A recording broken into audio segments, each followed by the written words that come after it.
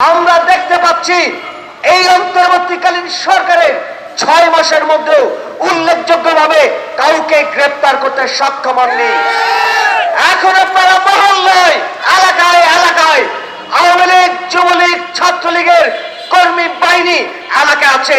তারা নানান জায়গাতে সাধারণ মানুষ সহ যারা বিরোধিতা করেছেন তাদের উপরে হামলা কিংবা এখনো হুমকি দিয়ে যাচ্ছেন।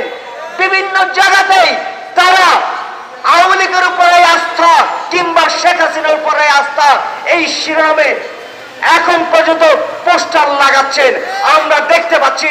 আমরা ধিক্কার জানাই এই প্রশাসনকে, ধিক্কার জানাই এই অন্তর্বর্তীকালীন সরকারকে। আমরা পরিষ্কার বলে আমরা এই অন্তর্বর্তীকালীন সরকারকে সমর্থন করি। এই সমর্থন করবার অর্থ এই নয় যে আমরা আপনাদেরকে যা খুশি তা করবার অধিকার দিয়েছি। আমরা পরিষ্কারভাবে বলে বাংলাদেশের মানুষের উপরে আপনার নতুন করে ব্যাট চাপিয়ে দিবেন না, কর চাপিয়ে দিবেন না।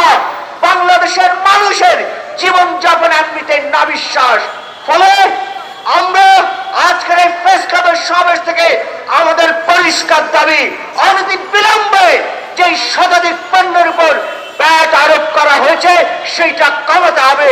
মনে রাখতে হবে এই সরকার জনতার, এই সরকার আমরা রক্ত দিয়ে ক্ষমতায় বসিয়েছি। কারো আপোষ রফা কিংবা জমিদারি কিংবা সিন্ডিকেটের জন্য বসাননি। সুতরাং এই সরকারকে জনতার কথা শুনতে হবে, জনতার দাবি মানতে হবে এবং জনতার পক্ষেই অবস্থান গ্রহণ করতে হবে। এই আশাবাদ রেখেই আমি ওর বক্তব্য শেষ করছি। সকলকে ধন্যবাদ। আসসালামু আলাইকুম।